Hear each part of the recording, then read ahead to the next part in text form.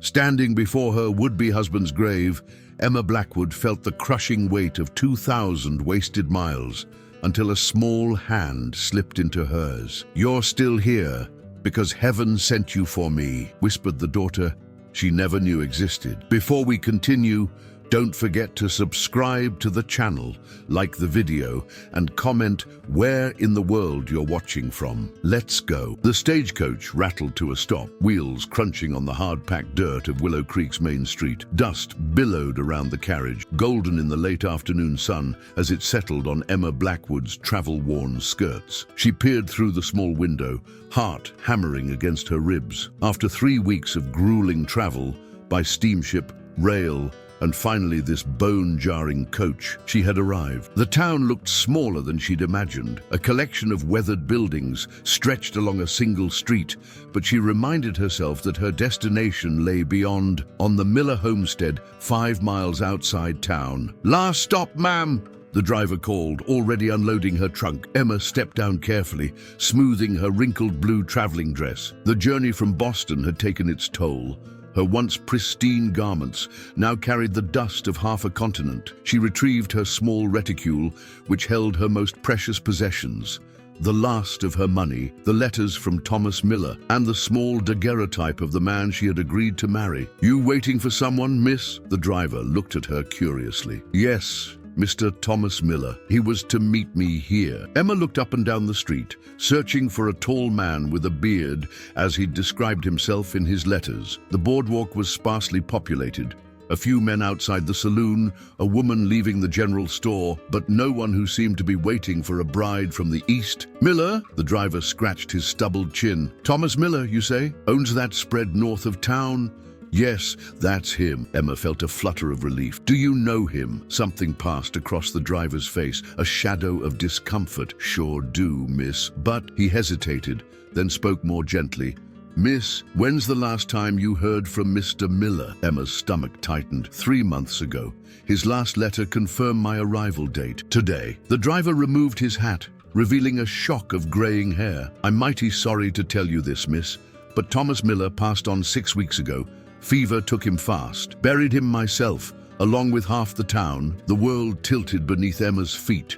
She gripped the side of the stagecoach, steadying herself. Dead. How could he be dead? The letters she'd carried close to her heart for months, the careful plans, the promise of a new life, all of it vanished in an instant. "His daughter's still out at the place," the driver continued. "Little thing, about 8 years old, been staying with the housekeeper, Mrs. Abernathy, but it's not a proper situation. Everyone's been wondering what would become of them, with no kin to speak of." Emma barely heard him through the roaring in her ears. A daughter. Thomas had never mentioned a child in his letters. The revelation struck her like another blow, even as her mind scrambled to make sense of this new reality. "Is there somewhere you can stay tonight, miss? The boarding house has rooms, though they ain't fancy." Emma swallowed hard, forcing composure into her voice. "Yes, the boarding house will do." She had enough money for a few nights, lodging, but after that, she pushed the thought away, one problem at a time. As the driver carried her trunk toward the small building with a "Rooms to Let" sign, Emma remained rooted in place, staring down the dusty road that led out of town, the road that should have taken her to her new home, her new husband. Instead, it led to a homestead with a fatherless child and a future as uncertain as the gathering dusk. The boarding house was clean but spare, a narrow bed, a washstand, a small dresser. Emma sat on the edge of the mattress, letters spread across the quilt. She traced Thomas's bold handwriting with her fingertips, looking for clues she might have missed. There was no mention of a daughter, no hint of family. He'd written of his ranch, his dreams for the future, his desire for a partnership with a woman of substance and character. She'd responded with her own hopes. Escape from spinsterhood, from the suffocating pity of Boston society, from the empty future that awaited her after her parents' deaths. had left her with nothing but debts and a tarnished family name. A knock at the door startled her. The landlady, Mrs. Peterson, stood in the hallway with a tray. "Brought you some supper, dearie." Word travels fast in small towns, and, well, she set down the tray of stew and bread. "I'm sorry about your situation." "Thank you." Emma's voice sounded hollow even to her own ears. "What will you do now?" The older woman lingered in the doorway, curiosity evident beneath her sympathy.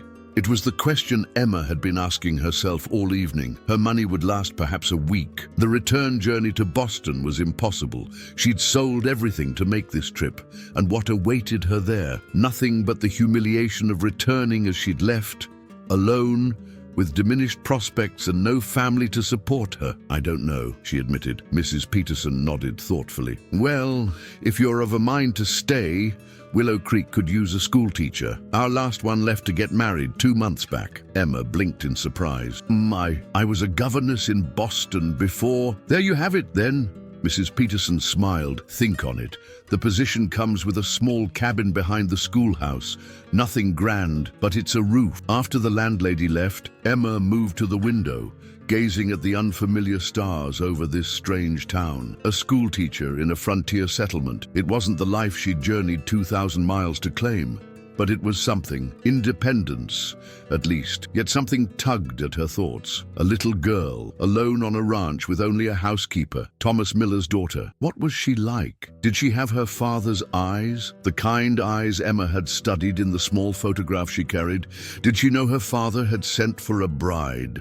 Morning arrived with clear purpose. Emma, dressed in her best remaining outfit, a dove-grey skirt and white shirtwaist, and pinned her honey-brown hair into a neat bun. She would visit the Miller homestead, pay her respects, and perhaps gain some understanding of the man whose letters had changed the course of her life. Then she would speak to the town council about the teaching position, a practical plan for a practical woman. She hired a wagon and driver with some of her dwindling funds. As they traveled the winding dirt road out of town, Emma's resolve wavered. What if her appearance brought only pain? What right did she have to intrude on a child's grief? The Miller Ranch came into view, a modest 2-story farmhouse with a broad porch, a large barn, and fields stretching toward distant hills. It looked just as Thomas had described it, not grand but solid and full of potential, like the life we could build together. The driver reined the horses to a stop. "Want me to wait, miss?"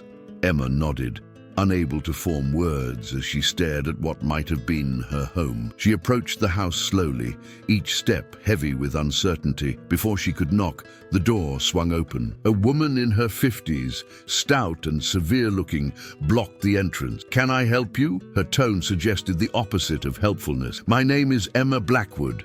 How to explain? I had an arrangement with Thomas Miller. I've only just learned of his passing." The woman's eyes widened, then narrowed. "You're the mail-order bride." It wasn't a question. "But I prefer to think of it as a mutually beneficial agreement between correspondents. But yes." For a long moment, the housekeeper said nothing, simply studying Emma from head to toe. Then, unexpectedly, her face softened. "I'm Ruth Abernathy. Thomas spoke of you, though he didn't tell the girl. He wanted it to be a surprise." She sighed heavily. "Come in, Miss Blackwood. There's someone you should meet." The interior of the house was modest, but well-kept. Polished wood floors, simple furniture, curtains that brightened the rooms. Emma followed Mrs. Abernathy through to the back door, which opened onto a garden where a small figure knelt among the flowers. "Sarah," called Mrs. Abernathy. "Come here, child. There's someone to see you." The girl stood and turned, and Emma's breath caught. Sarah Miller had her father's eyes, deep brown and serious, set in a delicate face framed by dark braids. She wore a blue dress with a pinafore, both slightly too small for her growing frame. "Who are you?" The child's direct question held no rudeness, only genuine curiosity. Emma stepped forward, suddenly unsure what to say. The truth seemed too complicated, too painful. "I'm Miss Blackwood. I knew your father through letters." Sarah's eyes widened. Are you the angel? I beg your pardon. Papa told me before he got sick that God was sending an angel to look after us. He said she'd come from far away. Sarah studied Emma with an intensity that belied her years. You've come from far away, haven't you? Emma felt tears prick her eyes. Yes, very far away. Then you must be her. The certainty in the child's voice was startling. I've been waiting. Behind them, Mrs. Abernathy cleared her throat. Sarah, why don't you show Miss Blackwood your garden while I fix some tea? As the housekeeper disappeared inside, Sarah reached for Emma's hand without hesitation. Her small fingers were warm and dirt-smudged, her grip surprisingly strong. These are my flowers. Papa helped me plant them before, she faltered, then continued with determined brightness. The yellow ones are my favorite. What's yours? I've always been fond of violets, Emma replied, allowing herself to be pulled deeper into the garden. We have those too, over here. Sarah tugged her toward a shady corner where purple blooms nodded in the gentle breeze. See, they were waiting for you too. Emma knelt beside the child, overwhelmed by the strange turn her journey had taken. She'd come to marry a man she knew only through words on paper. Instead, she found herself in a garden of violets with his daughter, a daughter who looked at her with eyes full of hope and something dangerously close to faith. Sarah reached out and touched Emma's cheek with a gentle finger. Don't be sad. Papa said everything happens for a reason. Maybe the reason he had to go to heaven was so you could come take care of me instead. In that moment, with the western sun warm on her back and a child's trusting gaze upon her face, Emma Blackwood felt something shift inside her, something that had been adrift, suddenly finding anchor. It wasn't the future she had traveled 2,000 miles to claim, but perhaps it was the one she was meant to find. The sun began its descent behind the distant mountains, painting the garden in hues of amber and gold. Emma sat on the porch steps, watching as Sarah carefully watered her flower beds. There was a solemnity to the child's movements, a carefulness that spoke of responsibilities shouldered too young. Mrs. Abernathy appeared in the doorway, drying her hands on her apron. She's been like that since Thomas passed, taking care of those flowers like they might save her from something. Children often find comfort in routine when faced with loss, Emma said softly. Drawing from her years of experience with young charges, it gives them a sense of control. The housekeeper nodded, lowering herself onto the step beside Emma with a weary sigh. I've done what I can for her, but I'm not getting any younger. And this place, she gestured toward the fields beyond the house, it needs a man's hand. The hired help's been managing, but without Thomas. What of her mother? Emma asked, realizing she knew nothing of the child's parentage beyond Thomas. Mrs. Abernathy's face tightened. Clara died birthing her. Thomas never quite recovered from that loss, though he loved that girl fiercely. She studied Emma's profile. That's why he wrote to you, I suspect. Said it was time Sarah had a mother's influence. Said he'd found someone special. Emma felt heat rise to her cheeks. The letters she'd exchanged with Thomas had grown increasingly warm over the months, evolving from formal introductions to shared dreams and even tentative affection. Had it all been for his daughter's sake? The thought brought an unexpected sting. He didn't mention Sarah in his letters, Emma said, unable to keep the hurt from her voice. Men can be fools about the things that matter most, Mrs. Abernathy replied. I reckon he feared you might not come if you knew you'd be taking on a ready-made family. She shook her head, told him straight out he was making a mistake, keeping her a secret. A child isn't something you spring on a new bride. Emma watched as Sarah bent to examine a drooping bloom, her small fingers gently supporting the flower's head. No, it's not, but it might not have changed my mind. The admission surprised her with its honesty.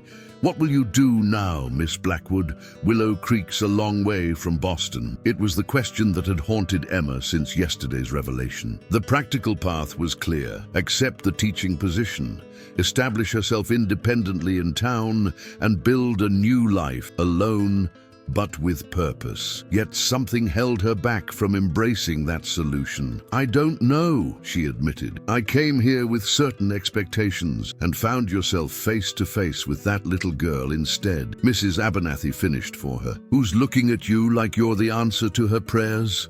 As if sensing their conversation, Sarah looked up from her gardening and waved, her solemn face breaking into a smile that transformed her features entirely. Emma waved back, feeling an unexpected tug in her chest. "Miss Blackwood," Sarah called, "will you help me pick some flowers for Papa's picture?" Emma hesitated, then rose from the step. "Of course." In the garden, Sarah handed her a small basket. "The purple ones are for Papa, and the yellow ones are because they're happy," she explained with the peculiar logic of childhood. "Even though we're sad, Papa wouldn't want just sad flowers." Emma knelt beside her, careful of her skirts. "That's very thoughtful. Your father sounds like a remarkable man." "He was." Sarah selected a vibrant marigold, "and he told the best stories, and he never got angry, even when I spilled ink on his important papers." Her small fingers worked deftly, gathering blooms. "He taught me to ride butterscotch. That's my pony, and he was teaching me numbers and letters. But now," her voice faltered, and Emma instinctively reached out, tucking a stray strand of hair behind the child's ear. The gesture came naturally, surprising them both. "I could help you with your lessons," Emma offered, the words emerging before she could consider their implications. "I taught many children in Boston." Sarah's eyes widened. "Would you?"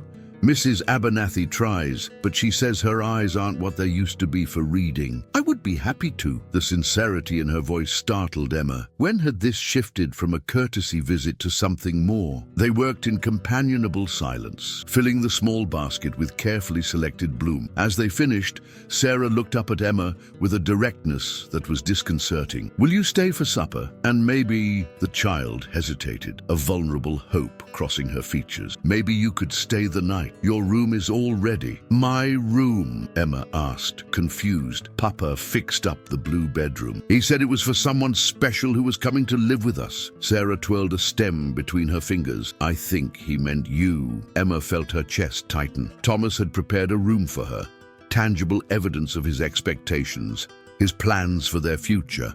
Plans that now lay as dormant as the man himself. "Sarah, Emma began, unsure how to respond without making promises she couldn't keep. "Please." The word hung between them, fraught with longing. "Just for tonight." Emma glanced toward the house, where Mrs. Abernathy watched from the porch. The older woman gave a small nod. "Very well," Emma conceded. "Just for tonight." Sarah's face brightened, and she seized Emma's hand, pulling her toward the house with newfound energy. "I'll show you Papa's picture, and you can help me put the flowers around it, and I can show you my books, and—" "Sarah," Mrs. Abernathy interjected as they reached the porch. "Let Miss Blackwood catch her breath. Why don't you go wash up for supper?" As Sarah disappeared inside, Mrs. Abernathy turned to Emma. "You're giving her hope. You know. Be certain of your intentions before you go much further." "I only agreed to stay the night," Emma protested weakly. "To a child who's lost everything, that's more than enough to build dreams on." The weight of the housekeeper's words followed Emma into the house, where the evidence of Thomas Miller's life surrounded her. His books on the shelves, his pipe on the mantel, his presence lingering in every corner. The blue bedroom was indeed prepared for a woman's occupation. Delicate curtains framed the windows.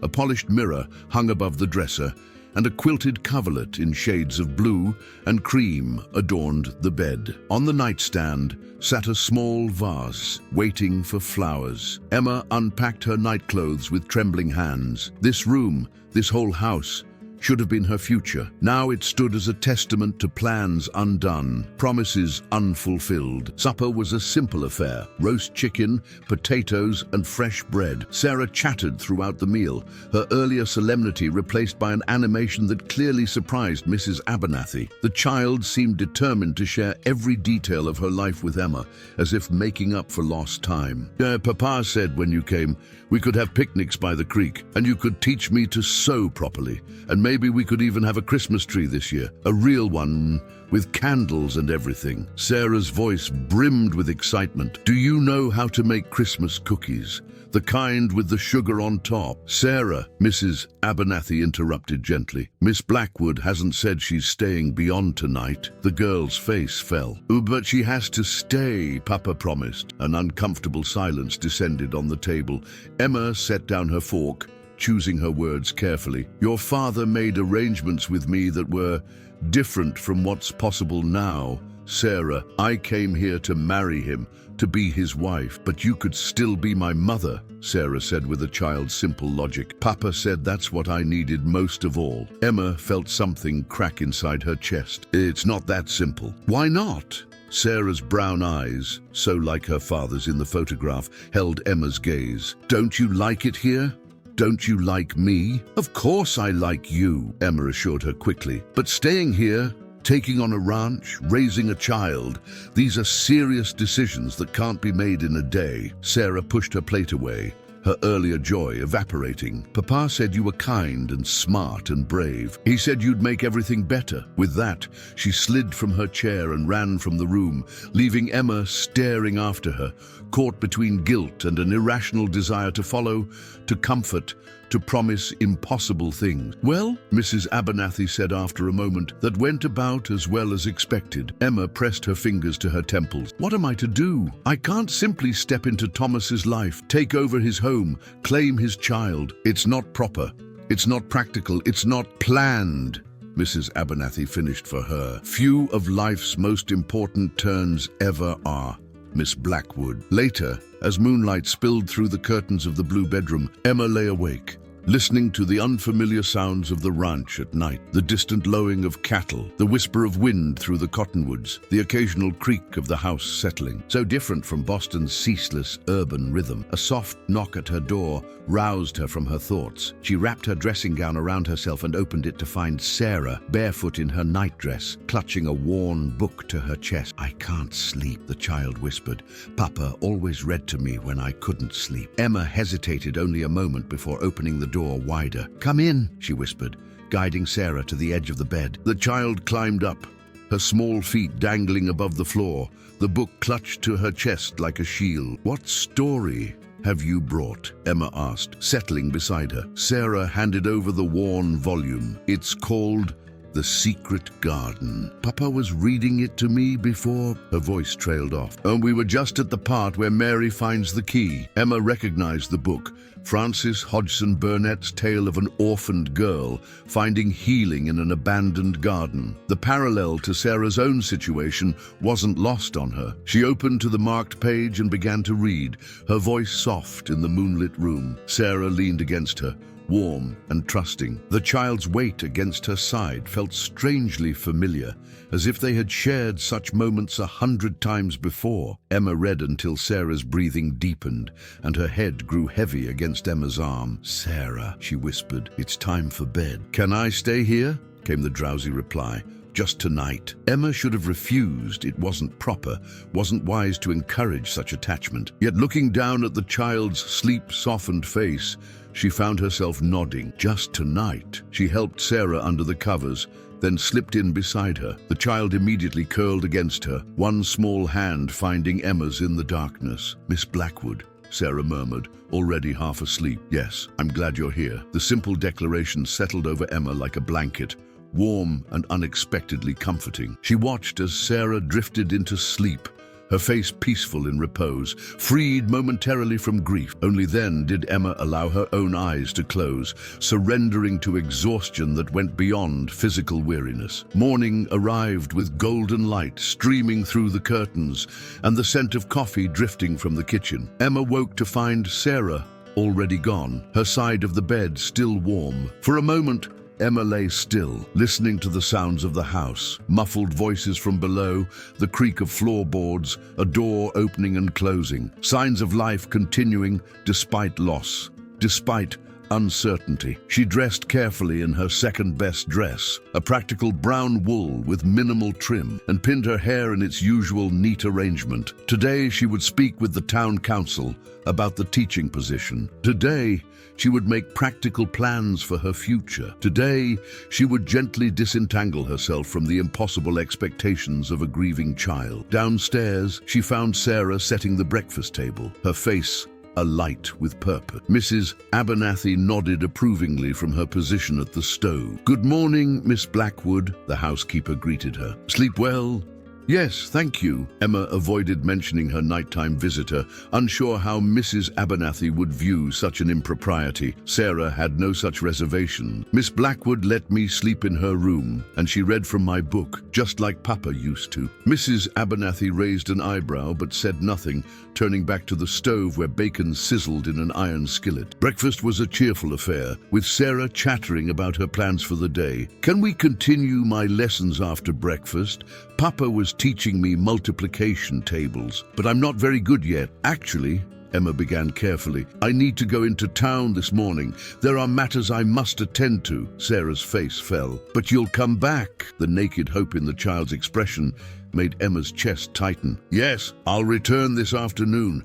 Mrs. Peterson is holding my trunk at the boarding house, and I need to collect it. You could just stay here, Sarah suggested, brightening. Forever, Mrs. Abernathy intervened. Sarah, Miss Blackwood has her own affairs to manage. Now, finish your breakfast and then see to your chores. The drive into town was quiet, with Emma lost in thought as the landscape rolled by. What had begun as a courtesy visit to pay respects had become entangled with unexpected emotions. She hadn't anticipated the pull she would feel towards Sarah, nor the strange sense of rightness she experienced in Thomas Miller's home. But feelings weren't a sound basis for life-altering decisions. Emma had learned that lesson painfully in Boston, where sentiment had nearly led her to a disastrous attachment before reason prevailed. She needed security, independence, a path forward that didn't depend on the whims of others. The schoolhouse stood at the edge of Willow Creek, a modest white building with a small bell tower. Beside it was the teacher's cabin Mrs. Peterson had mentioned,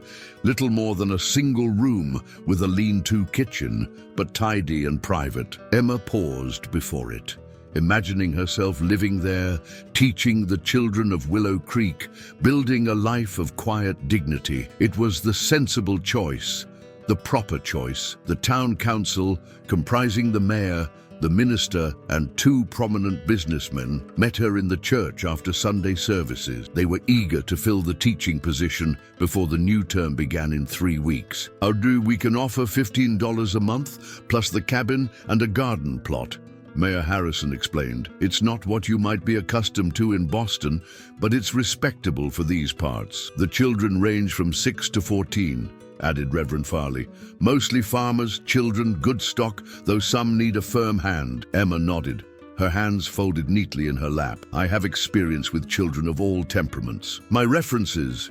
Your credentials seem more than adequate, Miss Blackwood, the mayor interrupted, and given your unusual circumstances, we're prepared to offer the position immediately, provided you can begin preparing the schoolhouse next week. Her unusual circumstances, of course they knew. In a town this size, her arrival and its aftermath would be common knowledge by now. That's very kind, Emma said carefully. May I have a day to consider? The men exchanged glances. Of course, Reverend Farley said smoothly, though I should mention that if you decline, we'd need to send for someone from Denver, which would delay the start of term. The implication was clear. The town needed an answer soon. Emma left the meeting with the weight of decision pressing upon her. She collected her trunk from the boarding house, paid her bill, and arranged for transportation back to the Miller Ranch. Just to collect my things, she assured Mrs. Peterson, unsure whether she was trying to convince the landlady or herself. At the general store, Emma purchased a few necessities, including a small package of peppermint candies for Sarah. As the shopkeeper wrapped her purchases, she overheard two women talking near the fabric bolts. Poor Thomas Miller's mail-order bride, one whispered, arrived to find him buried. Can you imagine? I heard she's staying out at the ranch, the other replied. Not proper, if you ask me. A single woman with no family connection. Well, there's the child to consider, left all alone except for that housekeeper. Still, there's talk about the ranch. Miller left debts, you know. Bank's been patient because of the circumstances, but patience has limits. Emma's hands stilled on her reticule. Debts. Thomas had never mentioned financial difficulties in his letters. He described his ranch as modest but prosperous, with plans for expansion. Miss! The shopkeeper pushed her wrapped packages across the counter. That'll be 78 cents. Emma paid, her mind racing. If Thomas had left significant debts, what did that mean for Sarah's future? For the ranch, she had assumed the child's material circumstances, at least, were secure. The journey back to the ranch seemed longer, each turn of the wheels bringing new questions. What exactly had she stumbled into, and what responsibility, if any, did she bear for a child who was, in truth, nothing to her? She found Sarah waiting on the porch steps, jumping up the moment the wagon appeared on the road. The child ran to meet her, face alight with joy that struck Emma like a physical force. "You came back," Sarah called, as if Emma's return was a miracle rather than a fulfillment of a simple promise. "Of course I did." Emma descended from the wagon, allowing Sarah to take her hand. "I said I would." Inside, Mrs. Abernathy was preparing supper, the kitchen warm and fragrant with baking bread. "How was town?" she asked, her tone carefully neutral. "Educational," Emma replied. She hesitated, then asked directly, "Mrs. Abernathy, was Thomas in financial difficulty?" The housekeeper's hands stilled on the dough she was kneading. "Who told you that?" "I overheard some talk in the general store." Mrs. Abernathy sighed heavily. "And I didn't want to burden you with it, being as you're in a difficult position already. Please, I need to know." "Last year's drought hit the ranch hard. Thomas took loans to keep things running, buy feed for the winter. He was counting on this year's cattle sale to set things right." She resumed kneading, her movements more forceful. Then the fever took him before roundup time. "And now, the bank's been decent enough, but the note comes due end of August. Without the cattle drive earnings." She left the implication hanging. "What will happen to Sarah? To the ranch?" Mrs. Abernathy shook her head. "The ranch will likely be sold to cover the debts. As for Sarah," her voice softened, "without family, it's hard to say. There's talk of sending her to the orphan asylum in Denver." Emma felt the blood drain from her face. "An orphanage? But surely someone in town. Folks here are struggling themselves. Taking in another mouth to feed isn't simple." Mrs. Abernathy met Emma's gaze directly. "Thomas hoped you might be the solution. A mother for Sarah, a mistress for the ranch. He believed you were a woman of substance who could help turn things around." The weight of revelation settled on Emma's shoulders. Thomas hadn't just wanted a wife. He'd needed a partner in salvation. For himself, for his daughter, for his home. Emma stared out the kitchen window at the pastures beyond, where cattle grazed in the distance. A ranch facing financial ruin, a child on the brink of losing everything. Neither was her responsibility, and yet, "How much is the debt?" she asked, her voice steadier than she felt. $800, give or take." Mrs. Abernathy set the bread dough aside to rise. "Thomas had plans to sell 30 head of cattle next month. Would have covered most of it. And that's still possible. The cattle are there, but rounding them up, driving them to market, that takes men, organization." Mrs. Abernathy wiped her hands on her apron. "The hands that stayed after Thomas died. They're good men, but they need direction. Proper management." Emma turned from the window. "I know nothing about cattle ranching." "Nobody's expecting you to." Mrs. Abernathy's tone softened.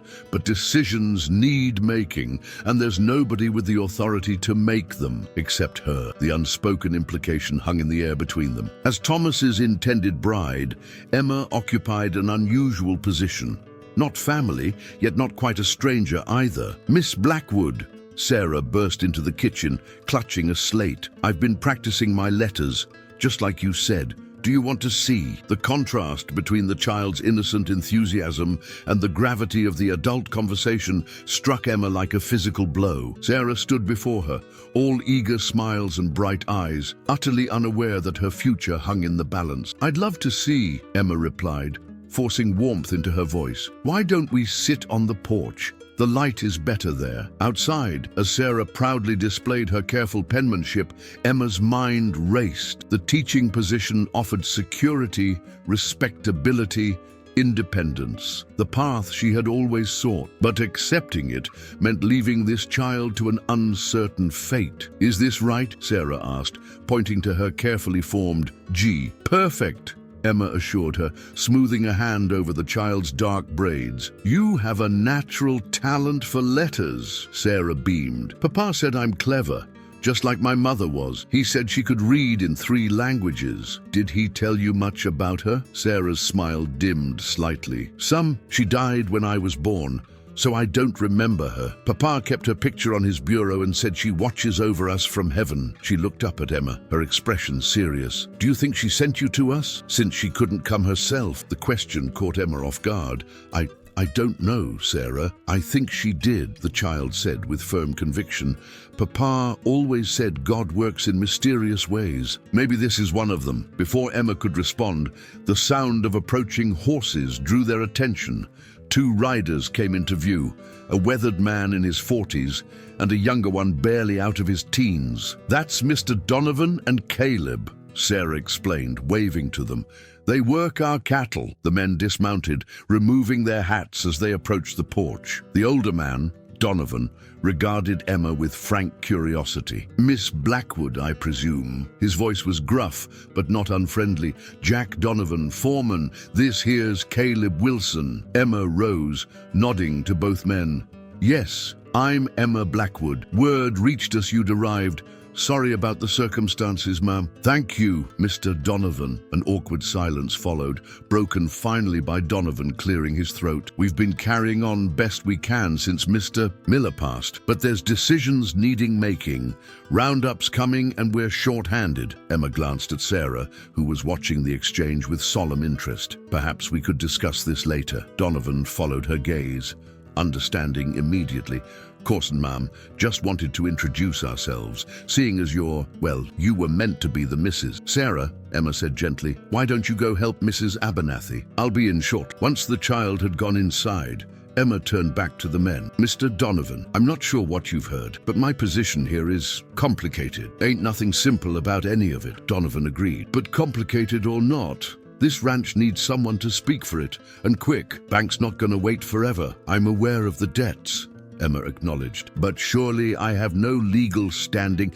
Legal, maybe not, Donovan interrupted, but Mr. Miller wrote to his lawyer after you accepted his proposal, named you as Sarah's guardian in his will, should anything happen to him before the wedding. Emma felt the porch steps beneath her suddenly unsteady.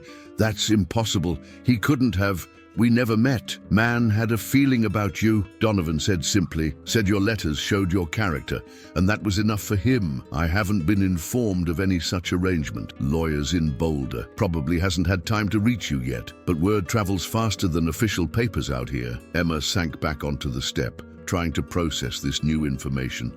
Thomas Miller, a man she had never met, had entrusted her with his child, his home, his legacy. It was presumptuous, overwhelming, impossibly burdensome. And yet, wasn't it precisely what she had agreed to in principle when she accepted his proposal, to join her life with his, to share in his responsibilities, to build a future together? The cattle, she said finally.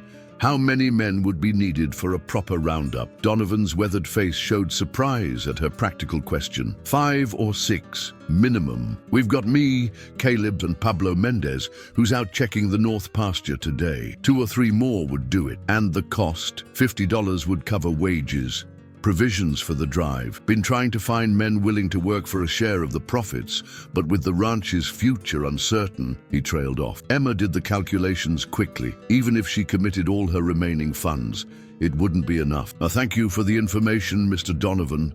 I need time to consider everything. The men replaced their hats, nodding respectfully. We'll be at the bunkhouse if you need anything, ma'am, Donovan said. After they left, Emma remained on the porch, watching the sunset paint the hills in shades of gold and purple. The landscape was beautiful in its vastness, so different from Boston's crowded streets and narrow horizons. She could understand why Thomas had loved it, why he had fought to preserve it for his daughter. Inside, she found Sarah helping Mrs. Abernathy set the table for supper. The domesticity of the scene struck her, the child carefully placing forks beside plates, the housekeeper stirring a pot of stew, the simple, worn beauty of the farmhouse kitchen. It could have been her life if circumstances had been different. But will you read to me again tonight? Sarah asked as they sat down to eat. Emma hesitated, aware of Mrs. Abernathy's watchful gaze. I think it would be better if you slept in your own bed tonight. Sarah's face fell. But I didn't have any bad dreams when I was with you. Sarah? Mrs. Abernathy interjected gently. Miss Blackwood needs her rest too. It's all right, Emma found herself saying. Done I could read in your room until you fall asleep. Would that be a compromise? Sarah considered this, then nodded solemnly. I suppose that would be acceptable. The adult phrasing coming from such a small person made Emma smile despite herself. Very well then.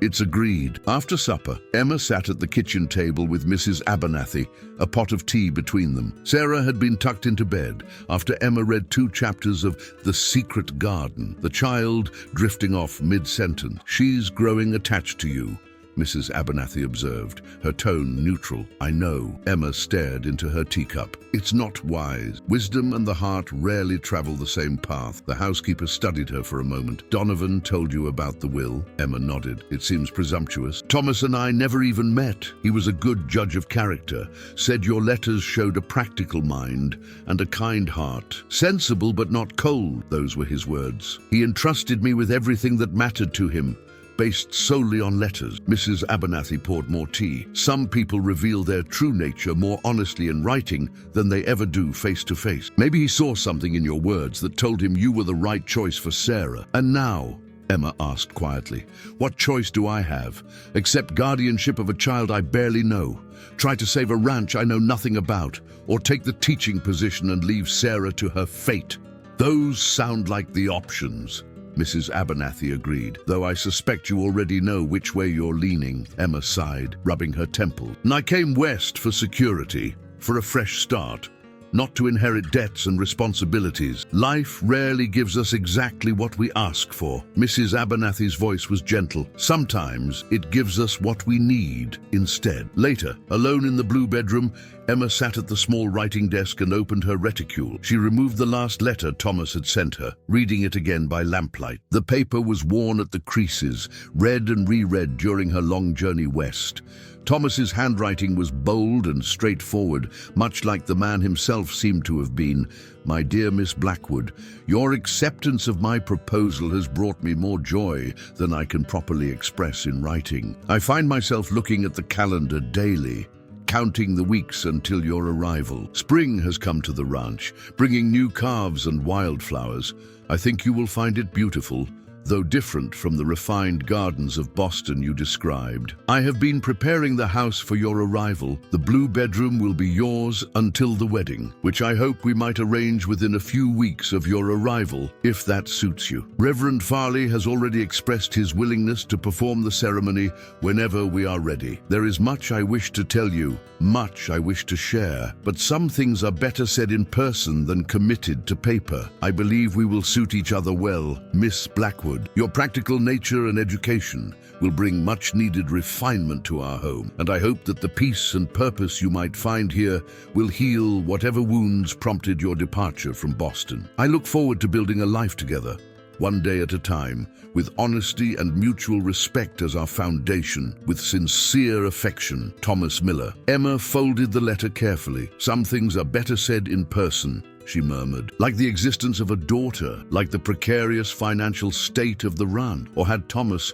simply been reluctant to commit such personal matters to paper? She removed the small daguerreotype from her reticule. The image showed a bearded man with kind eyes and a serious expression, handsome in a weathered way, with strength evident in his posture. She could see Sarah in the shape of his eyes, in the determined set of his jaw. Setting the photograph aside, Emma opened her journal and began to write, organizing her thoughts as she always did when faced with difficult decisions. Teaching position, security, independence, respectable position in community, cabin provided, limited funds but sufficient for my needs, work I am qualified for and experienced in, ranch, financial uncertainty, significant debt, child requiring guardianship, work I know nothing about, responsibility for others, livelihoods, impropriety of unmarried woman managing property. The logical choice was clear, and yet Emma closed the journal without finishing her list. Logic had guided her throughout her life, through her parents' deaths, through her years as a governess, through her decision to accept Thomas Miller's proposal. Logic had never failed her. But logic couldn't account for the way Sarah's small hand felt in hers, or the peace she felt watching the sunset from the porch, or the strange sense of rightness she experienced in this house that should have been foreign. Sleep eluded her. Near midnight, Emma wrapped herself in her dressing gown and made her way downstairs. intending to make a cup of tea. She found Mrs. Abernathy already in the kitchen, sitting at the table with account books spread before her. "Couldn't sleep either?" the housekeeper asked, not looking up. "Too many thoughts," Emma admitted, filling the kettle. "What are you doing?" "Trying to make sense of the finances. Thomas kept decent records, but..." She sighed, removing her spectacles to rub her eyes. "Our numbers were never my strong suit." Emma set the kettle on the stove and approached the table. "May I?" Mrs. Abernathy gestured to the chair opposite. "Be my guest." The ledgers were neatly kept, each entry recorded in the same bold handwriting as Thomas's letters. Emma traced the columns with her finger, quickly grasping the ranch's financial situation. It was better organized than she had feared. The problem wasn't mismanagement, but simple misfortune. The drought had reduced the herd, forcing Thomas to take loans for feed and to retain his workers. This year's expected cattle sale would have restored balance if he had lived to see it through. "It's not hopeless," Emma said finally. If the cattle drive succeeds, most of the debt could be cleared. If we can find the men, if the weather holds, if the market prices are good," Mrs. Abernathy added. "That's a lot of ifs." Emma continued examining the ledgers, flipping back through previous years. The ranch was profitable before the drought, modestly so. Thomas wasn't interested in empire building, just providing a good life for Sarah. Mrs. Abernathy watched Emma's methodical review of the figures. "You have a head for numbers. My father was an accountant before his investments failed," Emma explained. "He taught me his methods." The kettle whistled, and Mrs. Abernathy rose to prepare the tea. "So you understand what we're facing?" "Yes." Emma closed the ledger. "And I think I understand why Thomas sought a wife with education and practical experience. He needed a partner who could help manage the business side of ranching. He needed a wife who could be a mother to Sarah."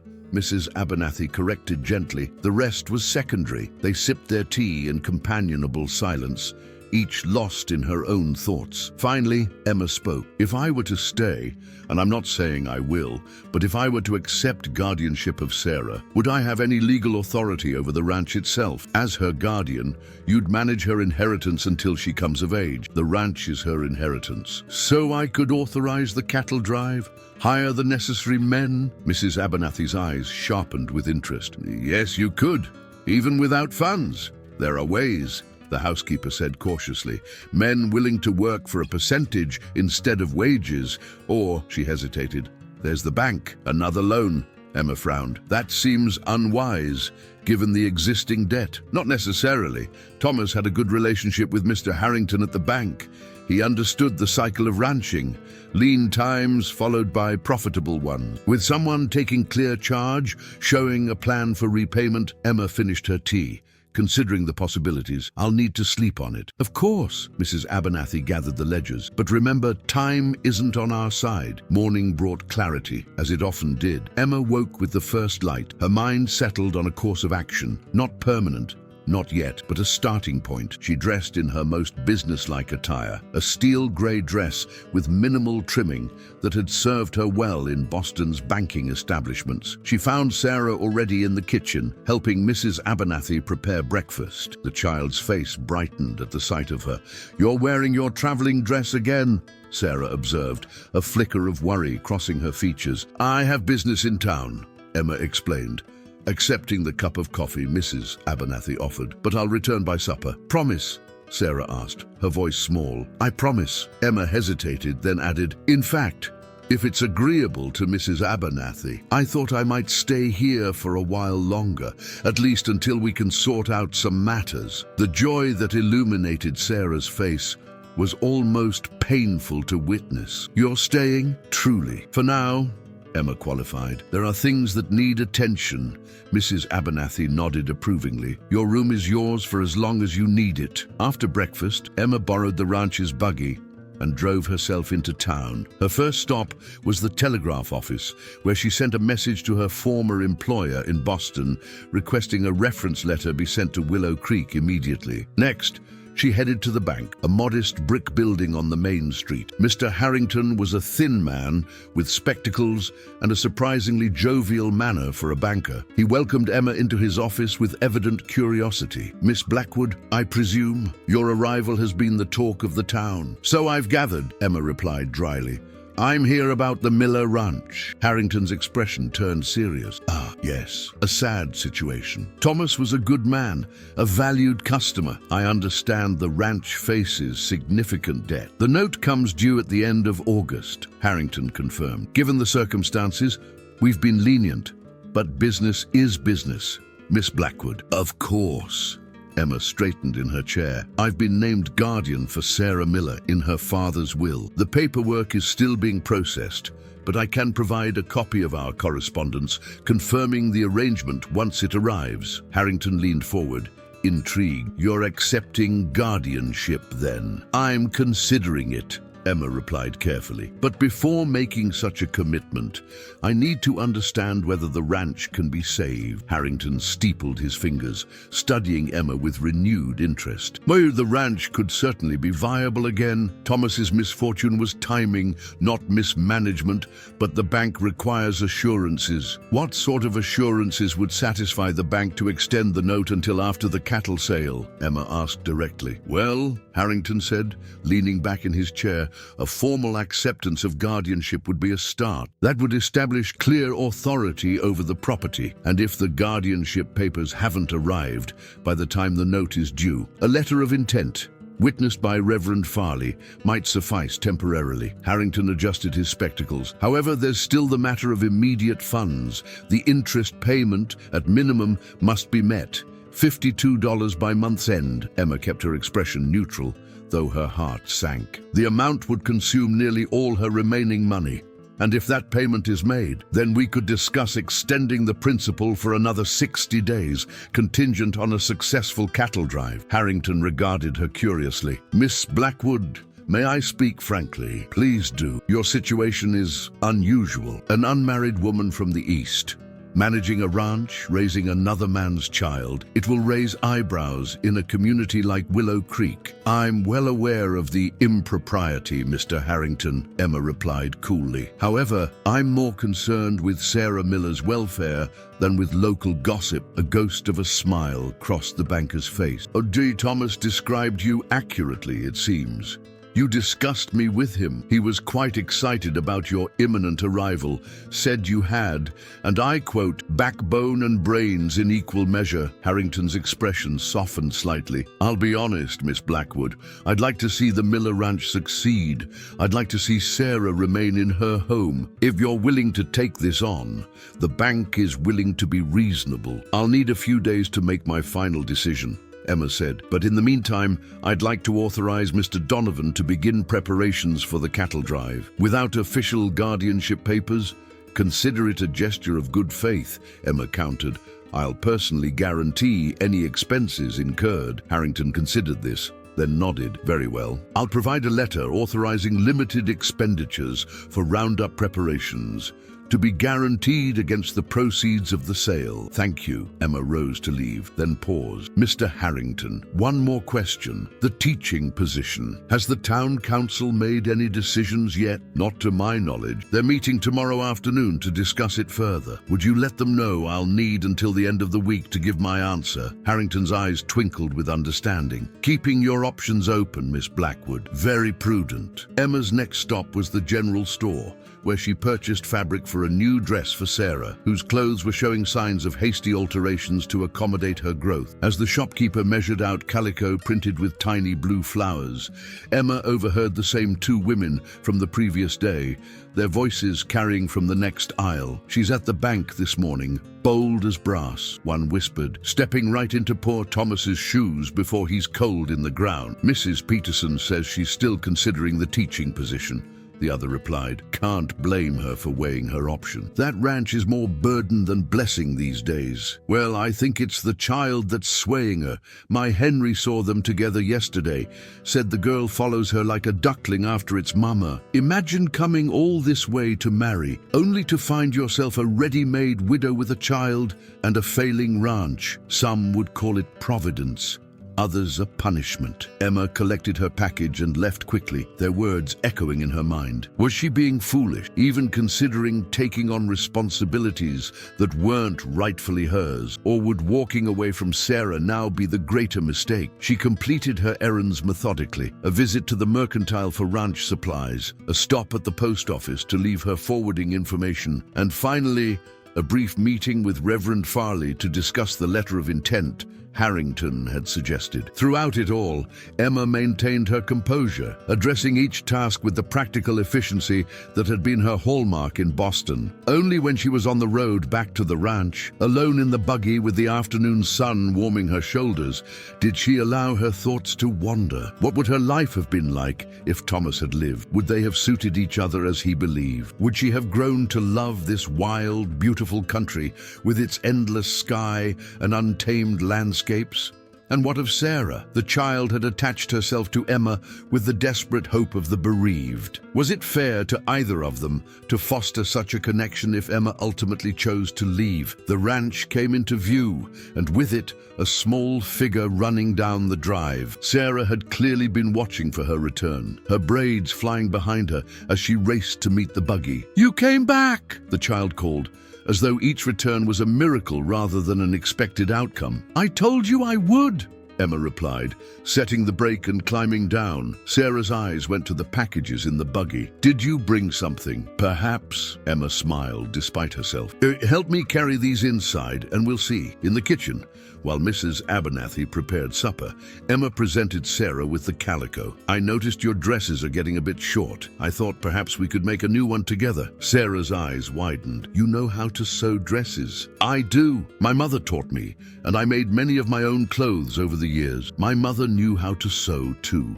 Sarah said, stroking the fabric reverently. "Papa kept some of her dresses in a trunk in the attic. He said someday they'd be mine, but they're still too big." "Well, until then, we can make this one just your size." Sarah looked up at Emma, her expression suddenly serious. "Does this mean you're staying?" "For good." Emma hesitated, aware of Mrs. Abernathy pausing in her work to listen. "It means I'm staying for now, Sarah. I'm trying to help with some of your father's business matters. But you're thinking about staying forever, aren't you?" The hope in the child's voice was unmistakable. "I'm considering many things," Emma said carefully. "But regardless of what happens, I promise I won't leave without making sure you're properly cared for." It wasn't the answer Sarah wanted. That much was clear from the shadow that crossed her face, but she nodded solemnly. "Papa always said promises are sacred, that once you make one, you have to keep it no matter what. Your father sounds like a wise man." "He was." Sarah's chin quivered slightly. "I miss him so much, sometimes it hurts right here." She pressed a small hand to her chest. Without thinking, Emma knelt and drew the child into her arms. Sarah stiffened in surprise, then melted into the embrace, her thin arms winding tightly around Emma's neck. They stayed that way for a long moment, Sarah's face buried in Emma's shoulder, Emma's hand gently stroking the child's back. "It's all right to miss him," Emma murmured. "And it's all right to hurt. Grief is the price we pay for loving someone deeply." "Did you love Papa?"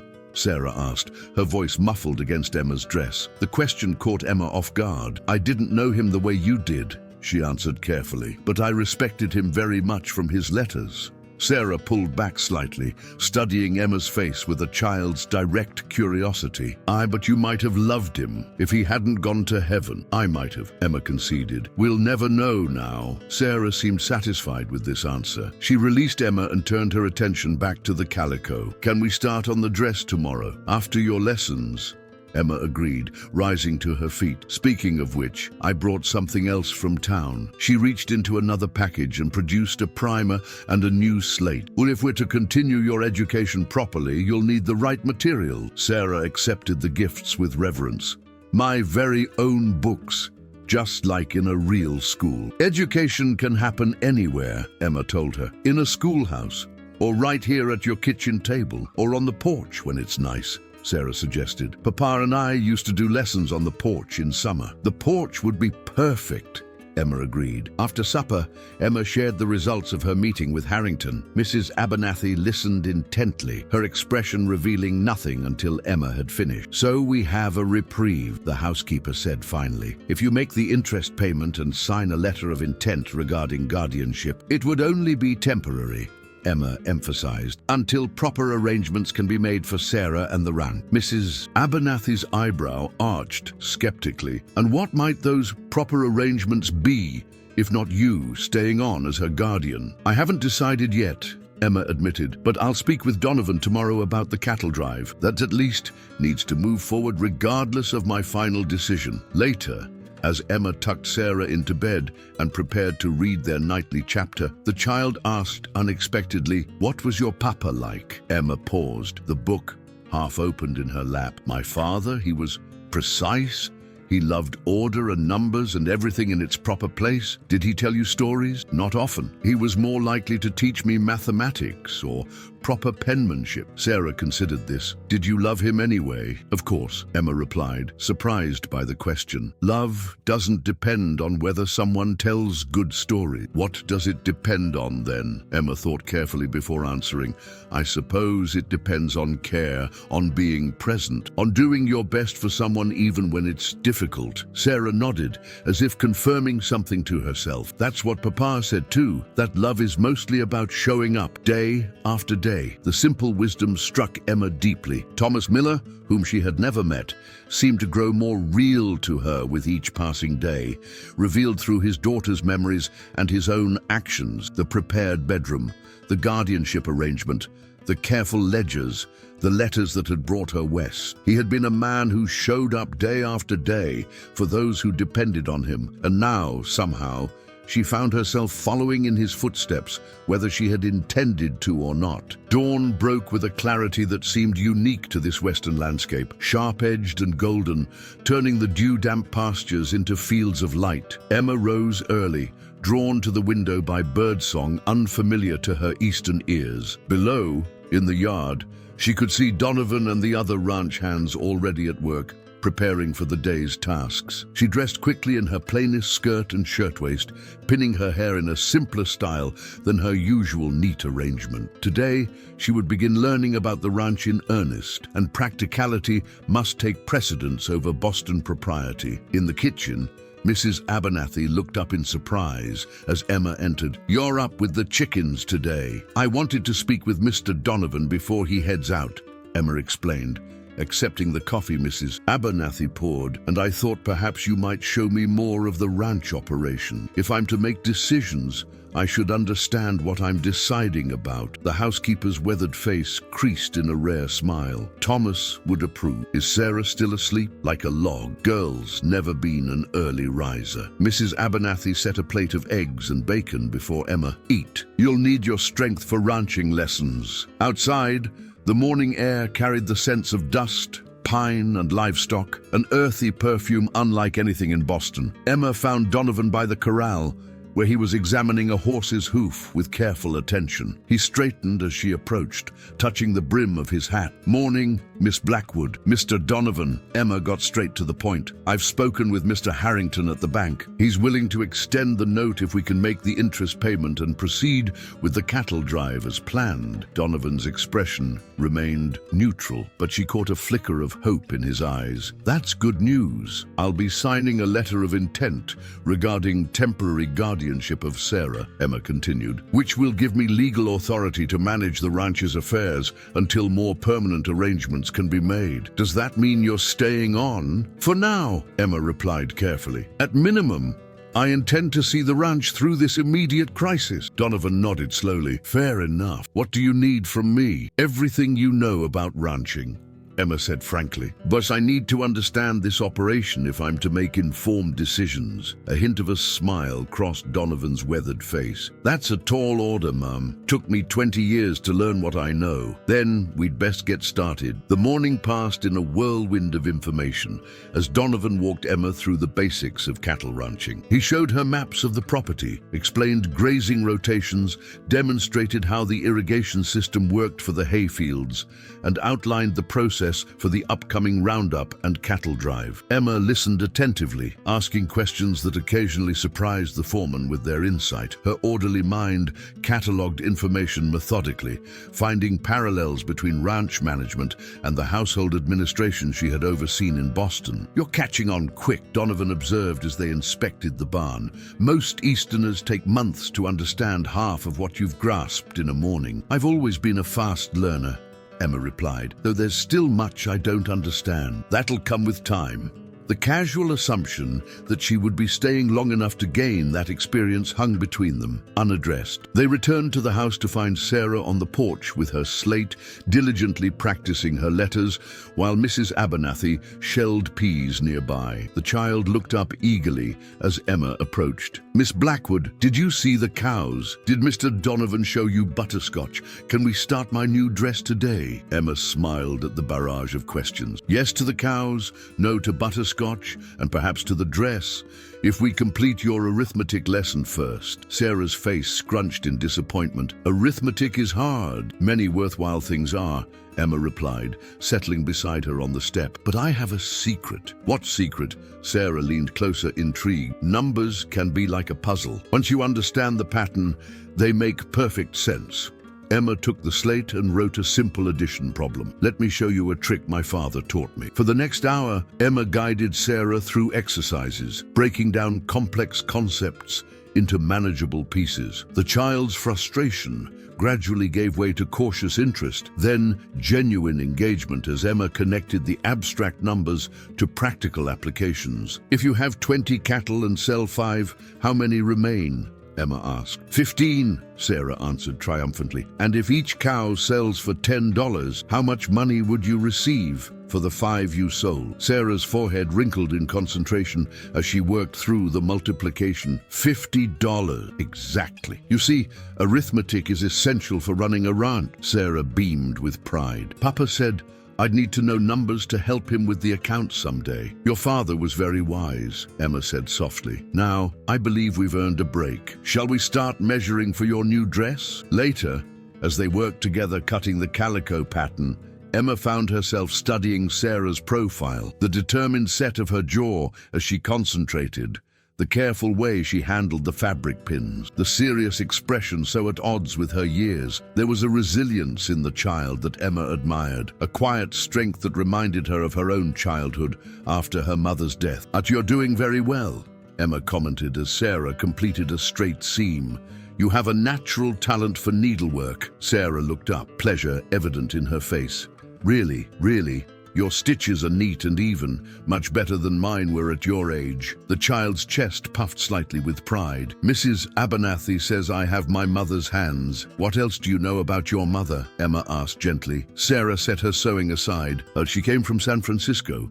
Her father was a doctor, but he lost everything in a fire. Papa met her when she came west with her uncle to start over. She recited the facts with the careful precision of a treasured, oft-repeated story. She played the piano and spoke French, and she had the prettiest singing voice in 3 counties. She sounds remarkable. Papa said I look like her. Sarah touched her dark braids self-consciously. "Oh, do you think that's true?" "I'm certain it is," Emma assured her.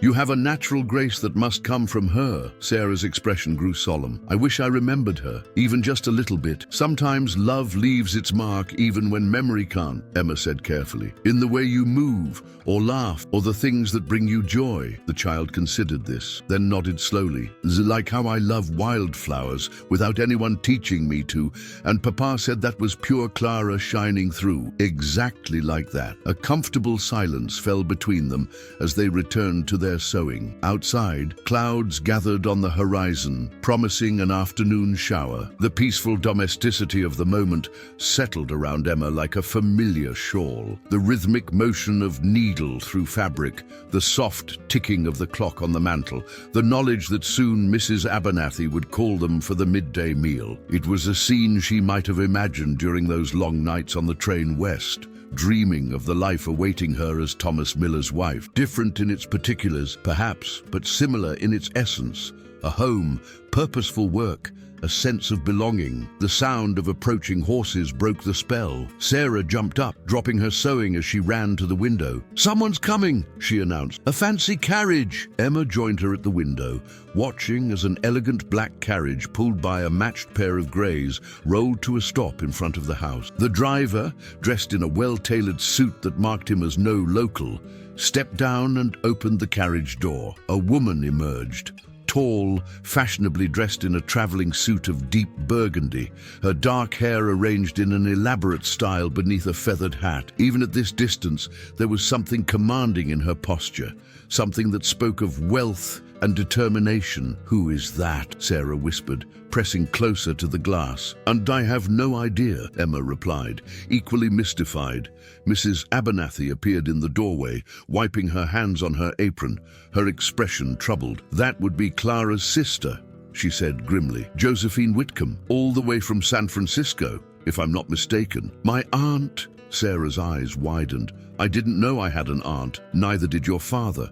Until recently," Mrs. Abernathy replied. "She wrote to him just before he fell ill. I'd forgotten all about it with everything that happened after." Emma watched as the elegant woman surveyed the ranch house with a critical eye. "What does she want?" Mrs. Abernathy's face hardened. "If I had to guess, she's come for Sarah." Emma felt Sarah press against her side, small fingers clutching at her skirt. The child's earlier excitement had vanished, replaced by wariness, as the elegant stranger approached the house. "Perhaps you should greet her," Emma suggested to Mrs. Abernathy, suddenly conscious of her own ambiguous position. Who was she to stand beside Sarah as this blood relative arrived? "Oh no," Mrs. Abernathy replied firmly. "You're the one with authority here now, temporary or not. Best establish that from the start." Before Emma could protest, a crisp knock sounded at the door.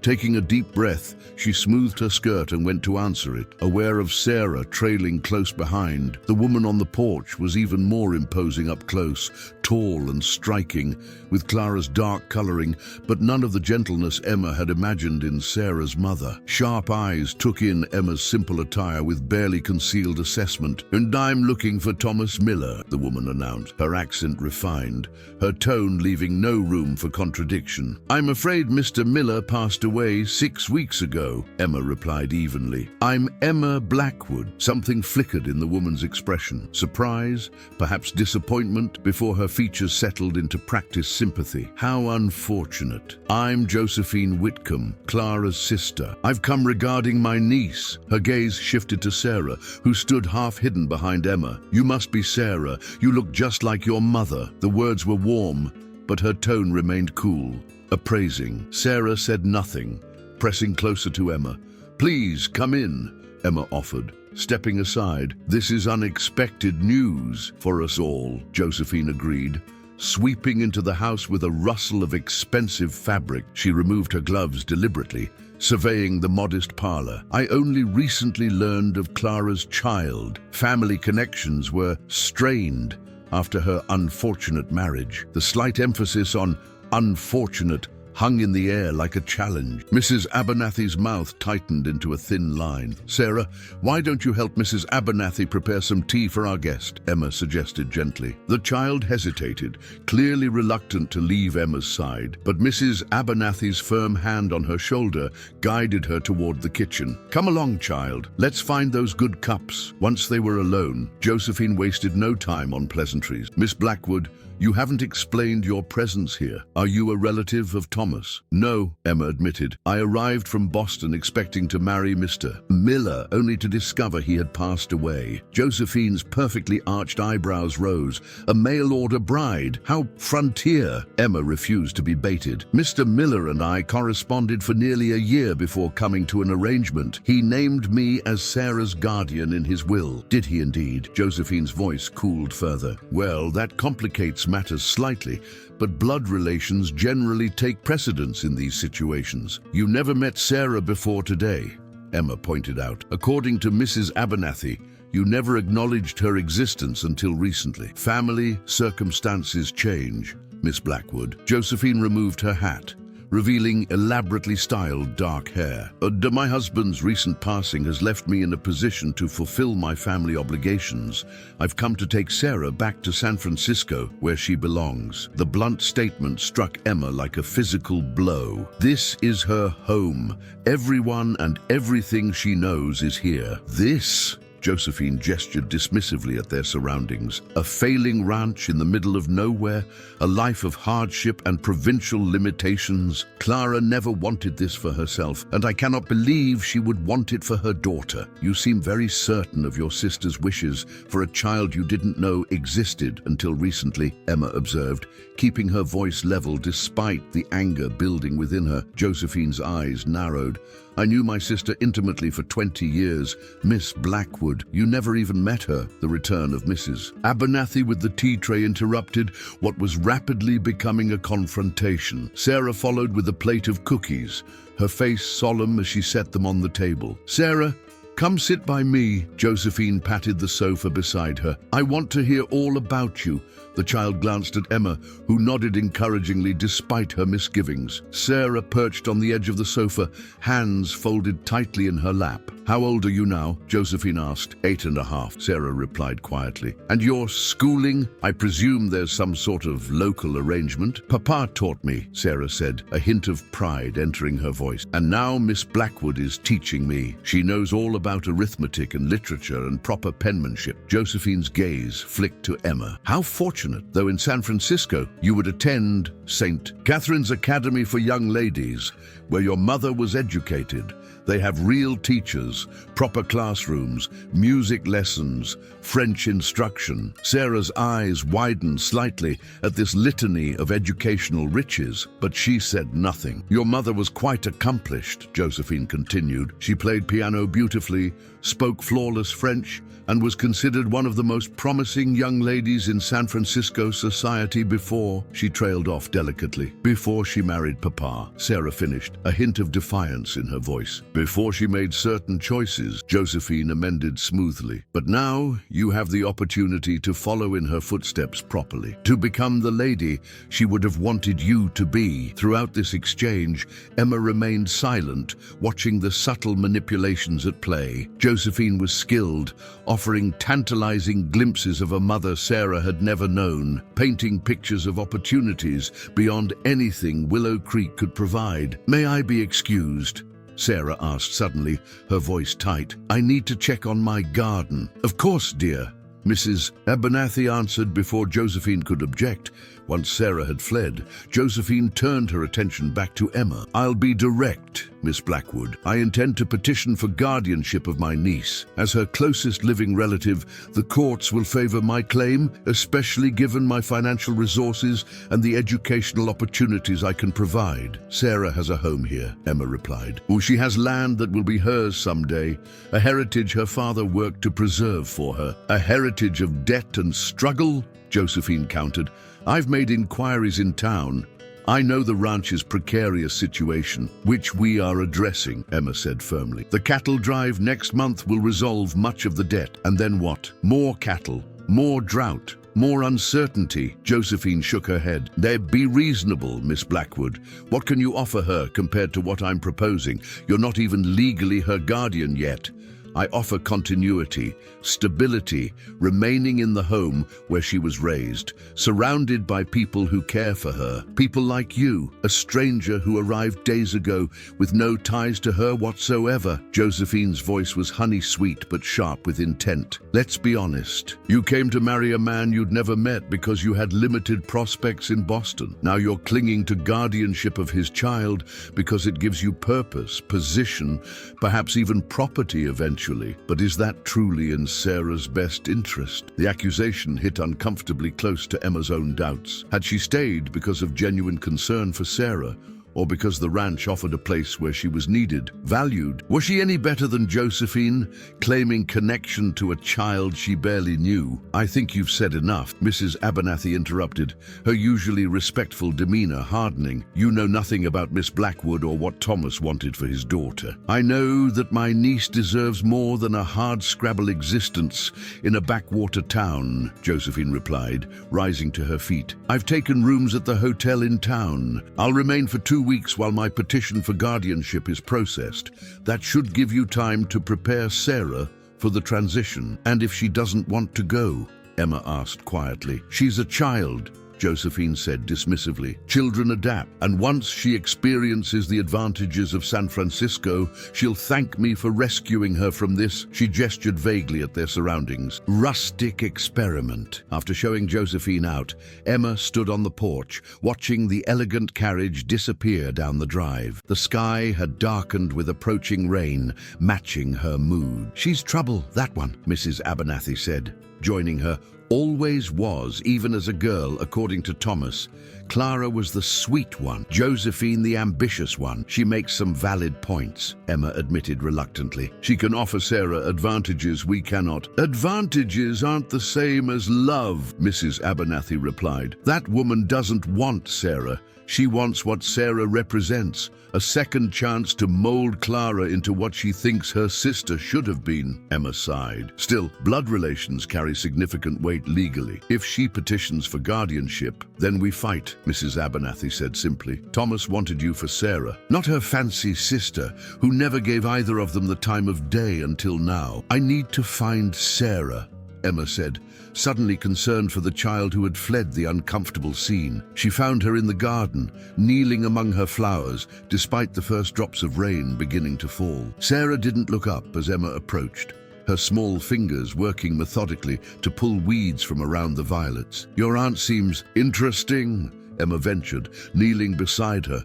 She's not my aunt, Sarah said fiercely. Not really. Papa said my mother's family disowned her when she married him. They didn't want her. They don't get to want me now. The vehemence in the child's voice startled Emma. People can change their minds, Sarah. Perhaps your aunt regrets the estrangement. She doesn't want me, Sarah insisted, yanking a weed with unnecessary force. And she wants to make me into my mother. I heard her talking when she thought I was in the kitchen. She said I was her second chance. She looked up at Emma, eyes bright with unshed tears. I don't want to go to San Francisco.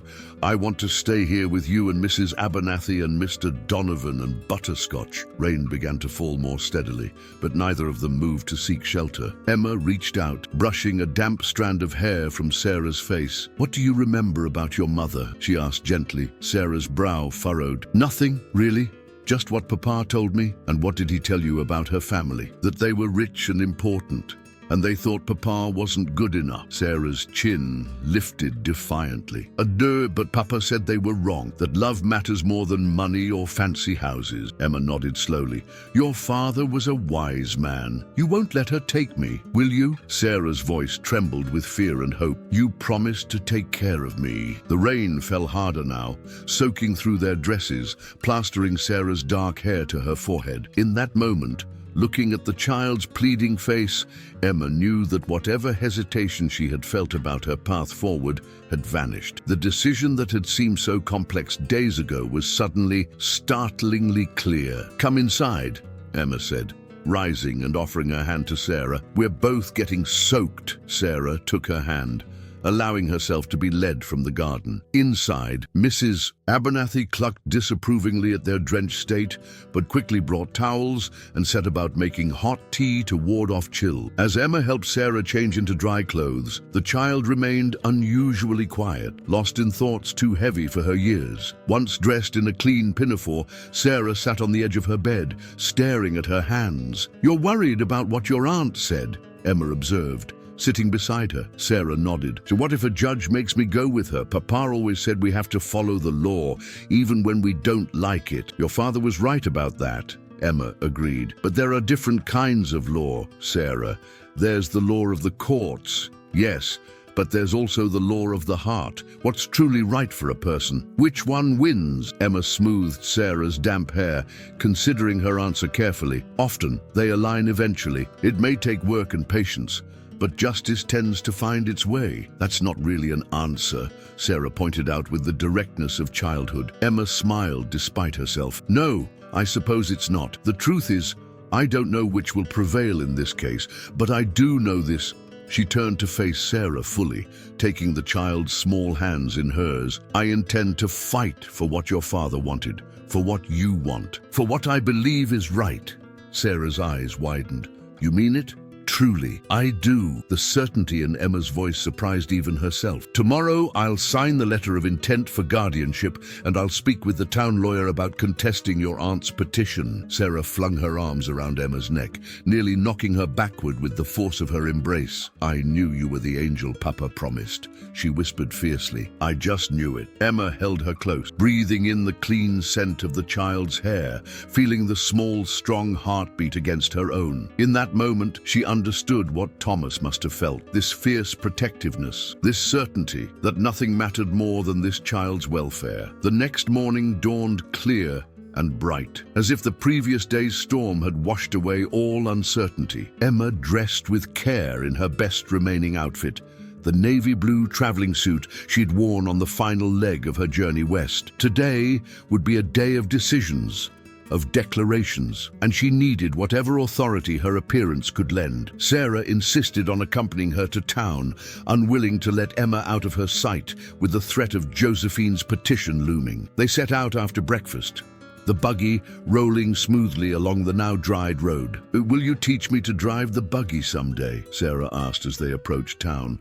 Papa was going to when I turned 9. I don't see why not, Emma replied, though I should probably learn properly myself first. Sarah giggled. Mr. Donovan says ladies from the East think horses are just decorations with legs. Does he indeed? Emma arched an eyebrow, amused. Well, we shall have to prove him wrong, shan't we? Their first stop was the lawyer's office, a small building tucked between the apothecary and the gunsmith. Mr. Peterson, husband to the boarding house proprietress, Emma discovered, was a thin, serious man with spectacles and a perpetual ink stain on his right index finger. He listened attentively as Emma explained the situation, Thomas's letters, her arrival, the guardianship provision in his will, and now Josephine's competing claim. It's an unusual case, he admitted, tapping his fingers thoughtfully on his desk. The courts generally favor blood relations, especially when the competing claim comes from, forgive me, Miss Blackwood, but someone with no formal connection to the child. I understand that, Emma acknowledged, but Thomas Miller's explicit wishes, formally documented in his will,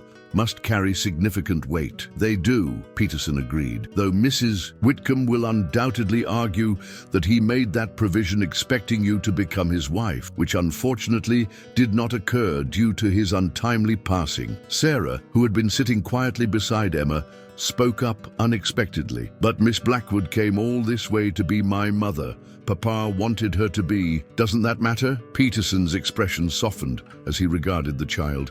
It matters a great deal, young lady, and a judge will certainly take your preferences into account, especially given your age. What do you advise? Emma asked. File your formal acceptance of guardianship immediately. Demonstrate that you've already taken steps to secure the child's welfare and patrimony, the cattle drive preparations, for instance.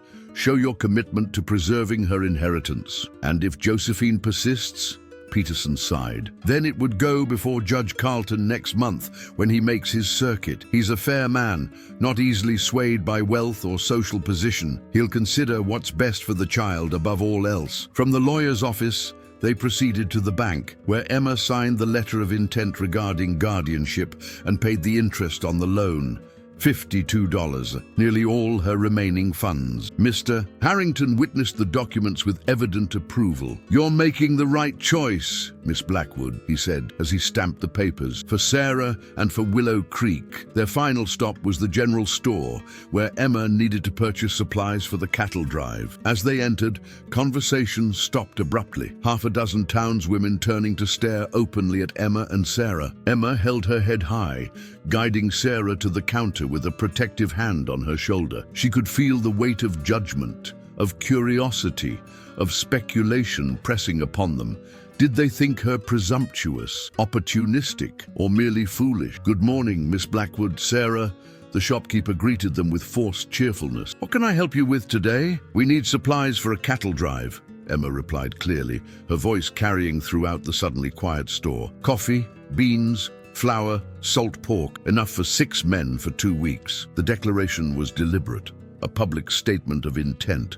Emma was not merely passing through Willow Creek, she was taking action, making plans. cementing her place in the community and in Sarah's life. A rustle of whispers followed her announcement. From the corner of her eye, Emma could see Mrs. Peterson lean toward another woman, murmuring something that made both glance in her direction. "The Miller Ranch is proceeding with the drive. Then?" the shopkeeper asked, reaching for his order pad. "Yes, Mr. Collins. Jack Donovan will lead it, departing in 3 weeks. Time." Emma's voice remained steady, confident. "Ooh, we expect to sell 30 head trucks, possibly more if the market is favorable." Sarah stood a little straighter beside her, pride evident in her posture. This was her father's legacy being upheld, his plans continuing despite his absence. As Mr. Collins tallied their order, the bell above the door jingled. Emma turned to see Josephine Whitcomb enter, elegant as ever in a walking suit of deep green silk. The two women's eyes met across the store, a silent acknowledgement of the battle lines being drawn. "Sarah, darling," Josephine called, her voice honey-sweet. "What a pleasant surprise. And Miss Blackwood, how industrious you are this morning." "Aunt Josephine," Sarah replied with careful politeness, but made no move to approach her. Josephine glided forward, apparently untroubled by the stares of the local women. "And I was just inquiring about accommodations for our journey to San Francisco. The railroad agent believes we can secure excellent private compartments if we book soon." Emma felt Sarah tense beside her, but kept her own expression neutral. "How premature, Mrs. Whitcomb. No arrangements have been finalized regarding Sarah's guardianship. Merely planning ahead," Josephine replied smoothly. "I've always found preparation prevents disappointment." Her gaze swept over Emma's practical attire. "Speaking of which, Sarah will need an entirely new wardrobe for San Francisco society. Nothing from here would be suitable." The subtle insult hung in the air, clearly intended for the listening townswomen as much as for Emma. Before Emma could respond, Sarah spoke up, her voice small but distinct. "I like my clothes. Miss Blackwood is making me a new dress with flowers on it." "How charming!" Josephine's smile didn't reach her eyes. "But in San Francisco, you'll have dresses made by real seamstresses, with imported fabric and proper styling." "Miss Blackwood was a governess in Boston," Sarah replied, surprising Emma with her defensive tone. "She knows all about proper things." The exchange was interrupted by Mr. Collins clearing his throat. "Your order comes to $12.40, Miss Blackwood. Shall I have it delivered to the ranch?" "Yes, please. Tomorrow, if possible." Emma counted out the money carefully, aware of Josephine watching the transaction with calculating eyes. As they left the store, Emma kept her hand firmly on Sarah's shoulder, a silent promise of protection. Behind them, she could hear Josephine engaging the shopkeeper, her cultured voice carrying deliberately, "Such a quaint little establishment. Tell me, do you ever stock any real quality goods?" "No, I thought not." Outside in the sunshine, Sarah looked up at Emma, her face troubled. "She's not going to give up, is she?" "No," Emma admitted. "She's not, but neither are we." The weeks leading up to Judge Carlton's arrival passed in a flurry of activity. Emma divided her time between preparing for the cattle drive, continuing Sarah's education, and building her case for guardianship. The blue calico dress was finished, worn proudly by Sarah each Sunday to church, where the townspeople had begun to nod respectfully to Emma rather than whisper behind their hands. Josephine remained in town, making occasional visits to the ranch that left Sarah quiet and withdrawn for hours afterward. The woman was skilled at subtle manipulation, bringing gifts that hinted at the luxuries awaiting in San Francisco, sharing stories of Clara's childhood designed to create a connection Sarah couldn't resist, expressing concern about the primitive conditions of ranch life that might limit Sarah's future. "She showed me a picture of a house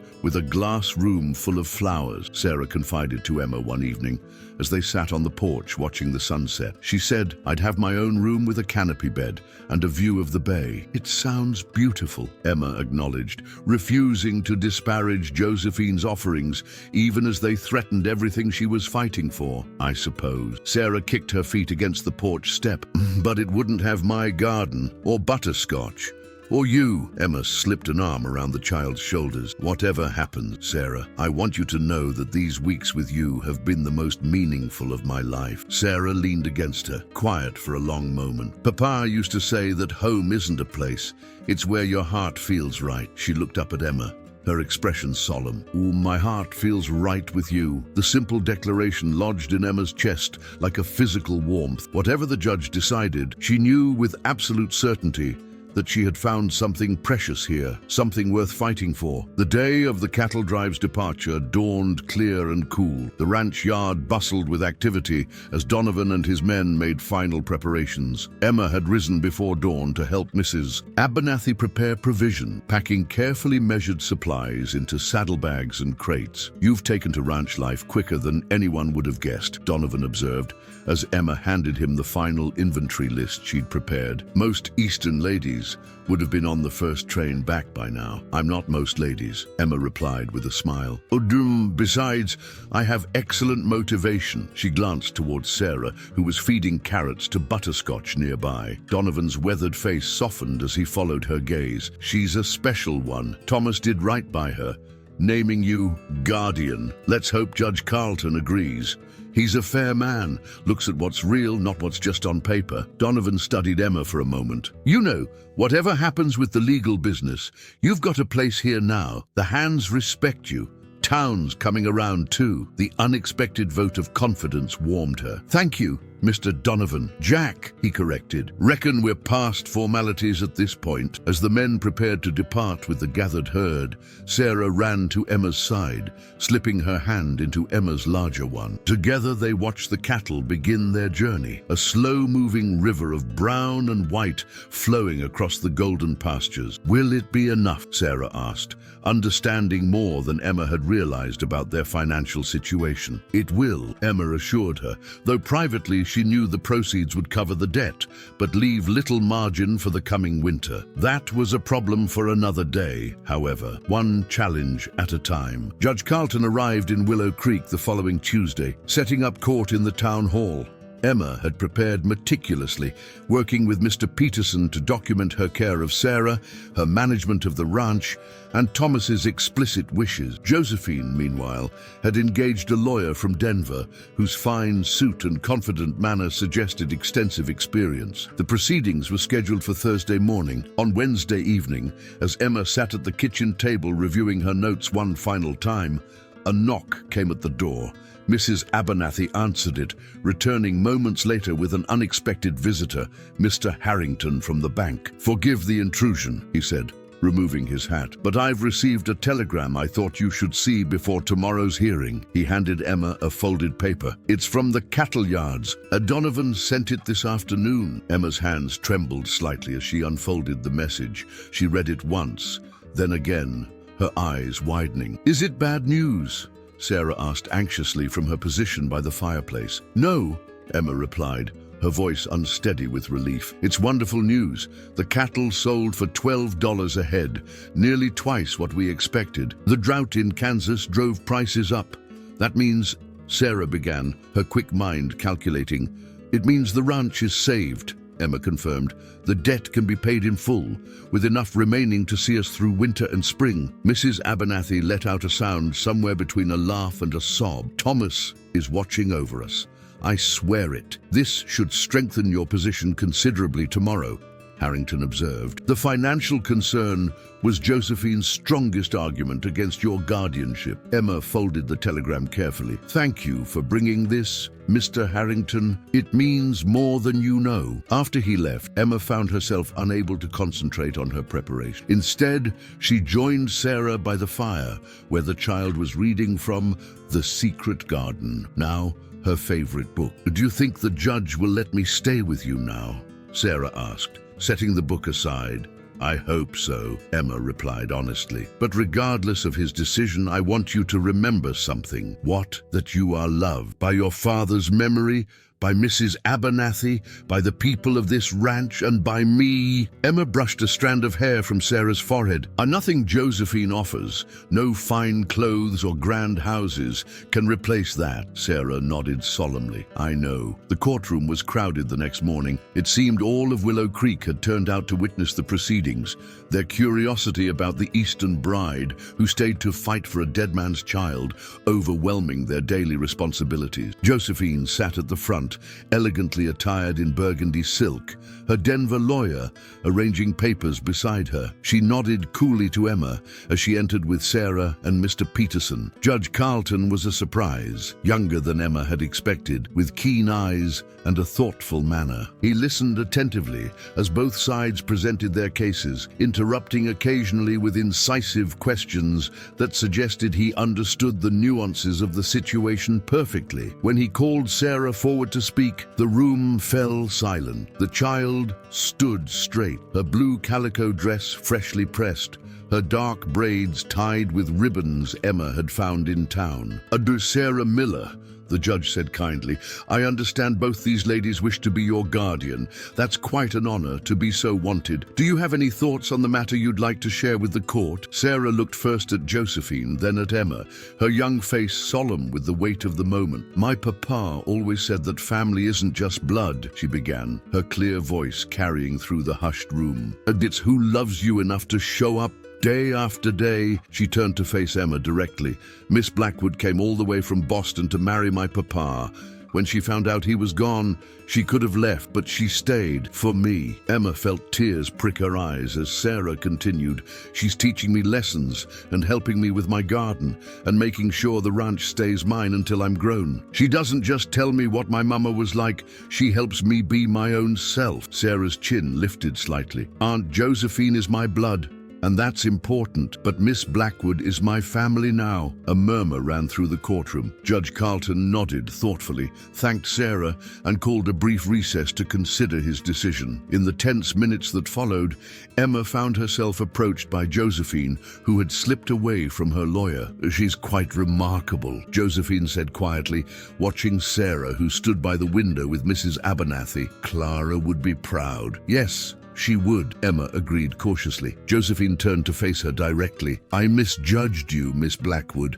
I thought you were clinging to Sarah and the ranch out of desperation or ambition. I see now it was something else entirely. Before Emma could respond, Judge Carlton returned. Everyone rose as he took his seat and cleared his throat. This case presents unusual circumstances, he began, but my duty is clear: to determine what serves the best interests of the child. He looked directly at Sarah. Having heard all arguments and considered all factors, I find that stability and continuity of care are paramount. Sarah Miller shall remain under the guardianship of Miss Emma Blackwood, as her father intended. A collective exhale seemed to pass through the room. Sarah flung herself into Emma's arms with a cry of joy that needed no words. Outside the courtroom, as townsfolk offered congratulations and Josephine prepared to depart for San Francisco, Emma stood on the boardwalk with Sarah's hand firmly in hers. The autumn sunlight gilded the town's simple buildings, transforming Willow Creek into something